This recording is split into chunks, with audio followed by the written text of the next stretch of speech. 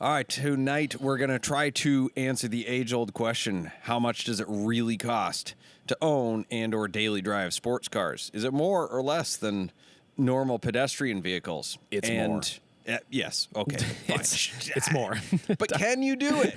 Well, what yes. does it really cost? What does it really cost? And to do that, we're taking a comprehensive look at 8 cars out of my collection, 7, something like that.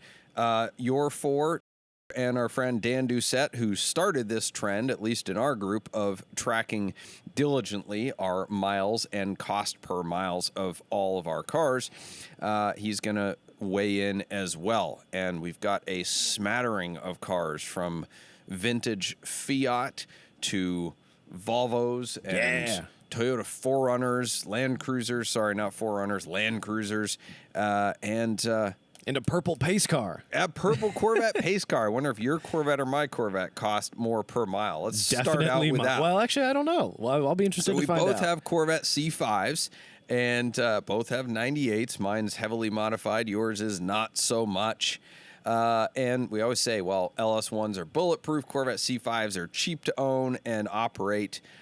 So I started with 67,800 miles, give or take, ended at 68,100. I depressingly only put 271 miles on my Corvette. And what did you do with yourself this year? I don't know. $565 in maintenance, so $2 and change per mile for Corvette. But nice. I mean, I probably could have driven another 8,000 miles and spent $0 more. So, unfortunately, this year, when I bought the car, it was not exactly as described. So I needed to do very typical stuff. Nothing was like wrong, but I changed every fluid. I put a new set of tires on it. I had to fix a bunch of interior bits and bobs. So all of that was a total of $3,000 that I spent after purchasing that car on. Wait, so when you buy a car sight unseen from Florida, man, yes. On an auction, shockingly, it's not as described. Yep. Gee, who would have thunk? So that was all right off the rip, and then I put 3,000 miles on it. So my cost per mile is $1 per mile, but I'm sure I could also go another like 8,000 with nothing but oil changes, and it would be fine. All right. What was your like quote unquote daily driver? What's the one you put the most miles on? That would be my Volvo V50 wagon. Okay. With a stick. Okay. All right. So, all right. An enthusiast daily driver. Dan, what was your daily driver? What was the most miles you put on a car this year? My Alfa Giulia. Alfa Giulia. All right. Ooh, okay. Those are not known for being reliable, so we're going to see how this shakes out. How many miles did you put on your Alfa Giulia? 20,333. 20,000. Holy crap. All right. Well, you've got us beat by a long shot. How many miles in your Volvo? 5,600. Okay. Mine was my Porsche 997, and I put 6,700 miles on that, mostly in the winter. I think the difference between my daily and yours is our trip to Amelia from earlier last year. Probably. Okay, Dan, cost per mile. How much did you spend on maintenance? What it cost you to daily drive an Italian Chrysler? 11 cents a mile. What? Holy crap. Most of that was, or a good chunk of it was new tires and alignment. Gotcha. The only car I have that beat you on that, other than the ones that were free because I didn't drive them, my 2000 Ford Excursion with a 7.3, I put 4,200 miles on it. I spent $371, so it cost me 9 cents a mile to drive my Excursion 7.3 diesel. Nice. Yes. 11 cents a mile. That's so low. That's great. Yeah, so it's 20,000 miles on it, and it was $2,200 approximately. Nice. Okay. All right. So my actual daily driver, I spent $3,800 on it, and I feel like that's probably about like to be expected for a 911 every year. There's a couple things I shouldn't have had to have done, so that maybe skewed it. So maybe $2,500 is like an average, but it cost me 57 cents a mile to daily drive a Porsche 911. It cost you less per mile to daily a 911 than it took me to daily a Volvo. Ooh, so wow. I was at 60 cents a mile. on a 14 or 15-year-old Volvo with 135-ish thousand miles on it now. So it's getting up there. But I was actually above average on maintenance this year. There were some bigger things I needed to do that I'd been kind of maybe putting off, or bigger stuff had just kind of gone. But on average, I'm about $2,500 a year on that car. Not bad. Not bad. That's a since, Swedish performance car for you, I guess. But I love it. It has been dead reliable. I have just kind of I like to try to open checkbook my cars as much as possible because I want to get in that and just go. I don't want to think about it, and I want to use it for as long as possible because I don't know if I'll ever be able to buy a new a manual 5-cylinder all-wheel drive station wagon ever again. When I met my wife, she drove a Toyota Corolla, and this whole concept of spending money in maintenance every year was just baffling to her, because I said I spent $1,000 or $2,000 a year on my Corvette, and she's like, "What?" I do an oil change. It's like $80 a year in maintenance. I'm like, yeah, okay. So entering the chat, I decided to keep track of Aaron's daily driver, which is a 2011 Mercedes E350 convertible. We're not going to talk about the wagon. That was a friggin' fortune, and we lost our butts on it, but that was a lemon. She put 7,200 miles on her E-Class. We spent $2,200 in maintenance, so it was 31 cents a mile. I feel like that's a nice mid-road. Yeah. For a Mercedes convertible that she loves? Perfect. All right. Let's flip stereotypes, right? Your Alpha, supposed to be expensive, was super cheap. You have a Toyota Land Cruiser. I do. Let's talk about that one. How did that go for you? Not well this year.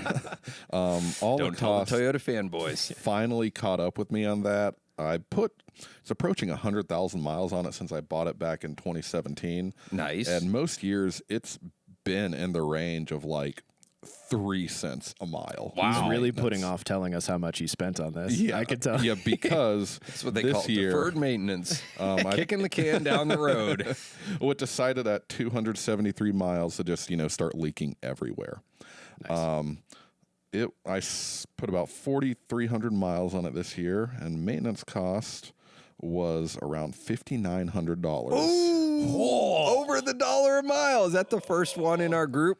I think so. That was $2. Never mind. The exact number is $1.35 per mile. Ooh, boy. But like you said, that is not indicative. Yeah, if you amortize it out over your total ownership, if over my total ownership, this brought it up a little bit, but since 2017, it's averaged 8 cents a mile. Gotcha.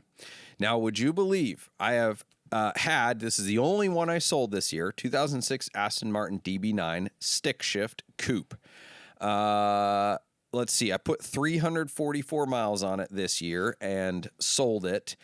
I spent $0 on maintenance on an Aston Martin. The day I traded it in, no joke, the check engine light came on, started flashing. The car was bucking violently, and it needed, thankfully, just plugs and coils, but that was still, a couple grand. So it cost me $0. Yeah. But it cost the dealership $2,000, which, spoiler alert, I traded into my dealership. And technically, but the title was flipped. It wasn't my car anymore. It counts for the spreadsheet. It cost me $0 to drive an Aston Martin. Yeah. Well, it cost me $0 to drive my 968 500 miles this year before I sold it with your assistance on Bring a Trailer. But that is fine because it cost me $6,000 last year and $4,000 the year before that, and I think $3,500 the year before that. Okay, so which is more expensive, a poor man's Porsche or a 911? So average over the course of ownership. Now this is a little skewed. I've had my 911 since 2017. And I had the 968 for essentially 3 years. The 968 over 3 years was $1.30 a mile. Yeah. My 911 over 8-ish has been 50 cents a mile. And let me tell you, I don't, because the maintenance cost on the 968 went up every year. It never actually declined. So it was great. I did start to get a little nostalgic for it until I put together these numbers and was like, nope, I'm good. You're happy with your Corvette. Yes. Nice. Let's see. What else do I got on here? 79 Porsche 911. This one I probably could have done zero maintenance, but I wanted to change the ride height and just have a couple things looked at. And I think we did an oil change, but not bad. 527 miles, cost me $843, so $1.60 a mile for a vintage 911. Granted, that probably another 2,000, 3,000 miles, zero maintenance. That would have changed those costs as well. So I'm looking forward to hopefully a cheaper next year. Well, I can just drive it for you this year, and you can make sure you spend time with your Corvette. Easy peasy. Yes. All right. So what else, Dan? What do you have? You have an old Mercedes sedan? I do, and that actually cost quite a bit this year. A bit of it was prep for some events I may have done with it. But how many miles did you put on your old Mercedes sedan? 3,000 miles. Okay. Which is a little bit. That's a little more than I average per year in that car. Maintenance cost was around $4,100. Ooh. And that ended up being $1.37 per mile, which is like 2 cents more than how is that Land Cruiser. compared to previous years? That car's all over the board. I'd have to sit down and look. It just bounces because a couple of years it's been like almost nothing. Other years it's been like this. It just bounces. So I don't know offhand. Total. Overall. Let's look at. Do you have totals and averages? Yep. What was your average cost per mile over all of your vehicles this year, and what was your total maintenance cost? I'd say just worth mentioning too, since you mentioned your DB9, it cost me $0 to drive the Exige this year. Oh, that's right. How could we forget Krypton Green Lotus Exige? Lotus. $0. Lots of trouble, usually serious, but apparently not in my case. But it's a Toyota engine. Yep. It didn't cost you $0. I broke your mirror. I just haven't told you yet.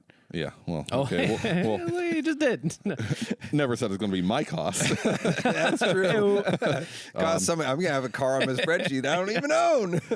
And it's worth mentioning with that car, too. I put about 5,000 miles on it, and I'm averaging during my ownership overall around 6 cents a mile. 6 cents a mile for a Lotus Exige. Nice. Dan has us all smoked. Smoked. Until I start thinking about the Land Cruiser. No, but in terms of the sports car thing, right? Like your 911, my 911, your Lotus. Yeah, I mean, Lotus gets a bad rap. I mean, you have defied the odds with your Lotus and your Alpha. That is awesome. Yeah, that's sweet. I shouldn't say that. Lotuses in general, yes. Exige and Elise have been bulletproof cars for they're most pretty people. stellar vehicles in general. As long as you don't heavily modify them. And with the Alphas, it's a little bit of roulette when you buy one, but I guess I ended up with a good one. Yeah, I've heard that too. You either get a lemon or you get a good one. Hey, it's like 996s. So average cost per mile. And that was for 2024. I drove a little over 28,000 miles. Average cost per mile, 43 cents. Not bad. And that ends up calculating out to a little over 12 grand in maintenance. That's a lot. It's a lot. Think about it. It's a lot for me. Have a fleet of cars. It's a record for me, but I'm looking at you guys, and yeah. Yeah. All right. So, Tyler, average cost per mile. So over this year, I averaged 70 cents a mile across all the cars. I spent about $9,000 and drove about 13,000 miles, which is actually a significant decrease from the past 2 years. I think it's because I didn't provide a car for a couple of road trips. Previous few years, Amelia, Rhode Island, I obviously went to Kentucky with you for the Corvette Caravan, but that was all on the Corvette. Yeah, I can't tally total miles because I drive so many other people's cars and dealer cars and stuff like that. So I have 23K on the spreadsheet, but that includes Erin's 7,000 miles on her convertible, and which 1,000 are probably mine, but then I probably have another 10,000 miles in random dealer cars and stuff like that. So my average cost per mile was $2.61. Whoa! And my total maintenance cost for the year was $61,635. Doug, I don't want to kick a man while he's down, But as a part of putting together all this data, I have totaled up the amount of money I've spent since I got my Porsche 911 on all of my cars from 2017 until the yesterday, end of 2024. In total, I've spent $56,000 maintaining these cars. Well, there's one car in here that we haven't talked about that skews these results, and that is a 2001 Lamborghini Diablo. And I put a whopping 4,000 miles on the car this year. Mostly all in 1 week. But I also spent $53,800, making the cost per mile for that car $13.60. However, it was a scheduled major service. The big part of that was the gearbox needed rebuilt, which wasn't my fault. When I bought it, had kind of a crunchy gearbox. But I will say this, for the past 2 years, I've put a couple thousand miles on it as well. And I don't really think it cost me anything, like a couple fluid changes, and that's it. So again, I had a crazy big expense on this car this year, but it will amortize itself out because next year really shouldn't cost much at all in theory, but it's an old Lambo. So who knows? But yeah, the first year I got it, I think I spent $0 and put like 1,500 miles on it. So yeah, it's free. Not this year. I like doing this, though. I feel like, a lot of people like to hide what they've spent. They don't want to think about it. And honestly, it was a bit sobering. Thinking about these numbers is what made me decide to sell the 968, because I was like, look, I got to pull the ripcord. I'm out. But I think it's good to know what this hobby costs. Yep. It surprises people on both ends. Well, with that, let's go to the props and flops of the week. As always, props and flops are brought to you by SwitchCars. And SwitchCars, as you know, is the enthusiast dealership where we buy and sell consign-only cars that we like ourselves. Check out our handpicked inventory at switchcars.com and mention SwitchCast for special pricing. Find more information at switchcars.com or come visit our showroom in beautiful Twinsburg, Ohio. And Doug, what is the pick of the week from SwitchCars inventory? Pick of the week is a 2012 Porsche 911 Carrera 2 PDK Coupe, blue on beige, with about 40-some thousand miles on it. And this is a great pick. You heard us talk about how low the ownership cost was to daily drive a 996 and a 997. Well, 997.2 is probably the cheapest in the entire 911 lineup to own, use, and maintain. So this does it have an IMS bearing? Well, not a ones that break. No bore scoring. Maybe get a little fuel buildup or carbon buildup from the DFI system. Yeah. But PDK is proven to be pretty darn bulletproof, and change the fluid 120,000 miles, and you just drive these things. They're great. They're great. Let's see. Our flop of the week. Jaguar, yet again, their rebrand. This is according to hotcars.com. The title of the article says it all. Jaguar says company won't be just about cars anymore. Are they trying to pull the Ferrari where they're going to sell a bunch of jackets and hats at massively exorbitant prices to all the fanboys that dream about owning a Jag? Based on where they're going with their concepts, they might not be about cars at all. They might only be a lifestyle brand going forward. So they're trying to change the entire buying process, the feeling of buying, make it more upscale, give people an experience, which, listen, change is necessary. Whatever Jaguar has been doing has not been working, but this might not work even worse. One of the quotes in here says, Glover believes that there's a market for $120,000 or pound electric Jaguar, and said that the powertrain is less important to buyers than many other features. He's quoted as saying, "We think there's white space, not just in price, but for a brand that's being more disruptive." Side note, that's a term that's way overused. Ugh. People buy cars for their design and interior. Powertrain is about 13th on the list, end quote. I'm sorry, Tesla has entered the chat. Yeah, what? All people talk about with EVs is how powerful they are and how fast they can go 0 to 60. And how ugly they are, and their interior is terrible, but we don't care because we love the EV powertrain. I don't know where he got his stats, but I feel like Jaguar is headed still in a wrong direction. Which bums me out because let me tell you, if I was a glutton for punishment, an XF Sport Brake would be my next car. Those things are gorgeous, but I do not trust their reliability at all. Dan has great luck. He could buy one that would be just It would be bulletproof. perfect. I will pass on one of those. Talk about Dan's going to disrupt that. Yeah, whatever. Nice try. It started out here and then just, oh God, we haven't done this in a couple of weeks. I'm Prop still a little of rusty. the week. Prop of the week. I'll save you here. From the Driving Ambition book, this excerpt was highlighted by the Isuzu Registry on Instagram, and it noted, I don't know when I was reading Do you follow the Isuzu Registry Yes, on it's Instagram? awesome. Okay. It's a satire page. Gotcha. It's really about supercars with tangential Isuzu content. Yeah. So did you know that McLaren's F1, which is powered by a BMW V12 engine, there is a possibility of it being Isuzu powered? What engines did Isuzu even make? I don't know. Like 4 cylinders? But per this book says, quote, the possibility of co-producing some kind of in-house McLaren badged engine was explored with Judd and also with Isuzu in Japan, who showed great interest, but fatally lacked simple pizzazz. Huh. How hilarious would that have been? Pizzazz. They're like, oh, yes, the glorious McLaren F1 powered by Isuzu. Yes! Are they just going to glue 4 of their engines together or something to make this happen? What's going on? You could like a conglomeration of a name like McSuzu or something. Wild.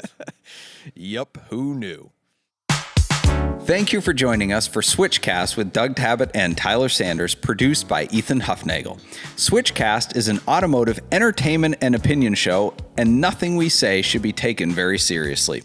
We do not give tax, investment, legal, emotional, or professional advice, and the only licenses we hold are driver's licenses. The opinions expressed on this show are exclusively held by the people pontificating at that moment and do not reflect the values of our producers or sponsors. Our theme music is provided by Emily and Ivory. You can stream their full album on Spotify or SoundCloud. If you like this show, you can stream it in its entirety on your favorite audio podcast platform. Check out switchcast.live for more info.